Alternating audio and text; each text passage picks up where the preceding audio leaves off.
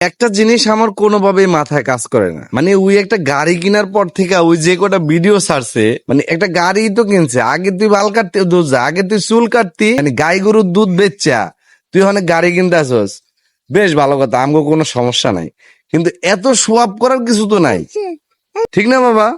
এত সোয়াব করার কিছু আছে? হ্যাঁ, এত সোয়াব করার কিছু তো নাই। তুই গাড়ি কিনছিস বেশ ভালো কথা, তুই গাই গরু পালতাছস বেশ ভালো কথা, তোর গাই গরুতে ইনকাম ভালো, তাও ভালো কথা, আমরা তো কিছু কইতেছি না, কিন্তু এত সোয়াব করার কিছু তো নাই। তোর জ্বালা তো ফেসবুকে, ইউটিউবে, টিকটকে কোনোটাতেই ঢুকতে পারতাছি না। ভাই একটু থাম, তোর গাই গরুর ব্যবসা আর ওই তোর গাড়ির ব্যবসা বন্ধ কর। গাড়ি তো তুই শোরুমের ভিতরে মনে কর যে সারা দিন বেড়ে ভিডিও করতেছস, গাড়ি তো রাস্তায় চলতে দেখলাম না। গাড়ি কি আসলেই কিনছস? কিনলে তো রাস্তায় পাইতাম। আমার মনে হয় না গাড়ি কিনছস, কিন্তু